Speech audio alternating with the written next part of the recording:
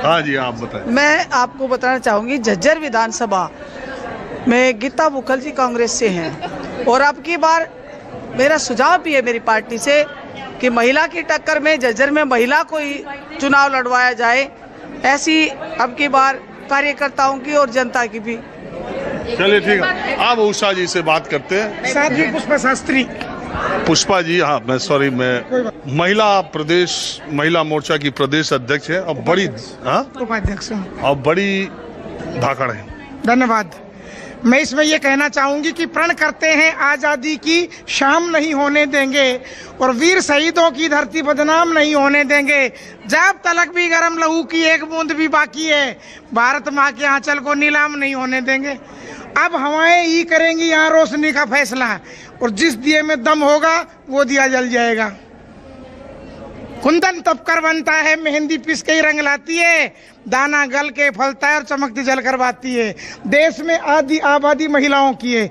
महिलाओं को सरस्वती मानते हैं, दुर्गा मानते हैं, गार्गी मानते हैं, 9 रूपों में पूजते हैं, फिर अधिकार क्यों नहीं देते? मेरा सवाल ये है, मेरा प्रश्न ये है। तो सरकार तो हर जगह, सरकार तो आप ही की हर जगह अधिकार क्यों नहीं मिल रहा? सरकार से अधिकार मांगने के लिए आए आज आप देख रहे थे और महिला शक्ति का आपने प्रदर्शन भी कर रहे थे। तो और साडा हक ऐथे रख वाली बात है। अब तो भाई अब बहनों ने भरी हुंकार, साडा हक ऐथे रख उनको मिलना चाहिए।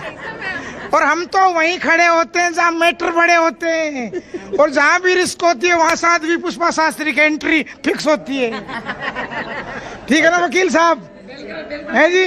इसलिए महिलाओं का पुष्पा जी, देखिए गलती से मैंने आपका नाम उषा ले लिया। मैं कह रहा हूँ पुष्पा जी, एक बात बताइए, ये संगठन में उपाध्यक्ष अध्यक्ष रहना अलग बात है, चुनाव लड़ना चाहती हैं कि नहीं? ये भी एक कड़ी है, ये भी एक कड़ी। मैं भी भारत में लोकतंत्र में हूँ, मैं भी इस देश में पैदा हुई हूँ, मैं आसमान से तो टपकी नहीं हूँ। जब सन 92 से लेके पार्टी को बहनों सन 92 से लेके सिंचित करने में जब मेरा समय लगा है, सन 92 से, तो मुझे भी राइट मिलने चाहिए। मैं इस देश में जन्मी हूँ, पार्टी के लिए मैंने भी काम किया है। तो अब तो भगवाधारियों का देखिए एक जगह महंत बन गए और आप भड़काइए नहीं। देखो रोम रोम जब संत हो गया तो देशभक्ति करने वाला ही महंत हो गया। रोम जब संत हो गया तो देशभक्ति करने वाला महंत हो गया। देखो आप कहते हो हम भगवाधारी हैं, आप अपना थोड़ा सा यहाँ चमड़ी हटे ब्लड वो भी भगवान है, और अग्नि का जो रंग है वो भी भगवान है, और उगते हुए सूर्य का रंग भी भगवान है। इसलिए और भगवान कह करके आप मुख्य मुद्दे से ध्यान न भटकाए हमारा।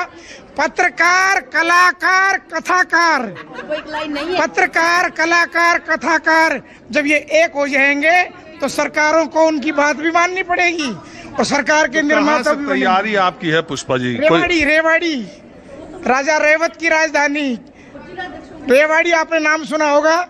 और भगवान जी बारात में आए थे, श्री कृष्ण जी, बलराम जी की ससुराल रेवाड़ी। बालकनाथ के क्षेत्र के बगल में ना? नहीं, बाबा बालकनाथ जी का क्षेत्र तो तिजारा है, हमारा है रेवाड़ी, राजस्थान के बॉर्डर पे। थोड़ा उनके बगल में ही तो रेवाड़ी। हाँ, बगल में मान लो आप।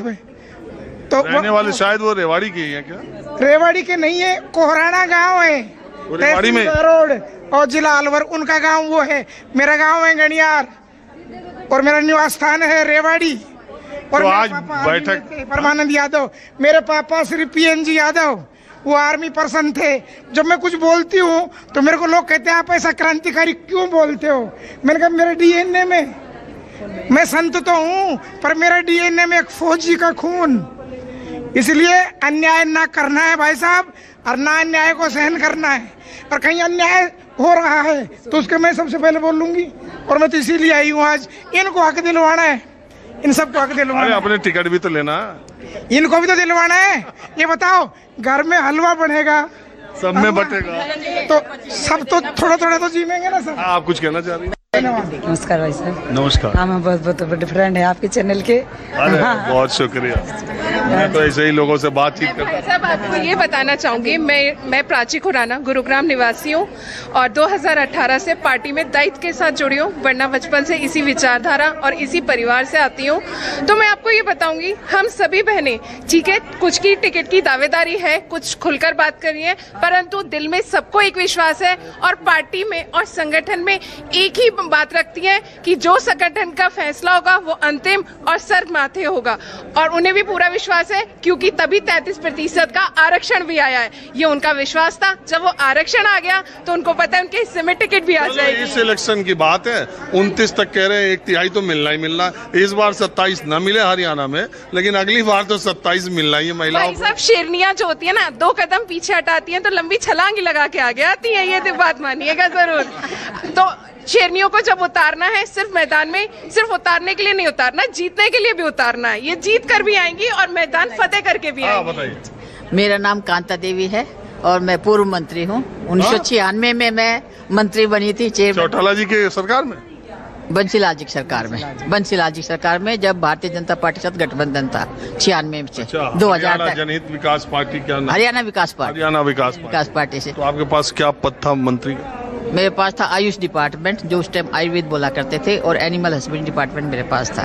फिर उसके बाद सरकार टूट गई, फिर चौटाला साहब की सरकार आई, उसमें भी मैं मंत्री बनी थी और आज भी टिकट की दावेदार हूँ। और अब बीजेपी में जो दायित्व देंगे उसको निभाएंगे और टिकट की लाइन में आज भी है, मिलेगी जरूर। कितनी बार चुनाव जीती?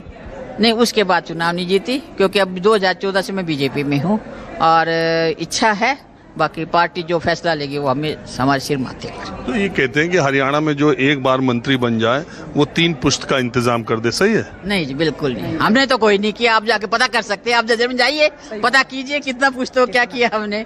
ईमानदारी से काम किया है और आगे भी ईमानदारी से काम करेंगे। ठीक है, आप क्या कह रही हैं?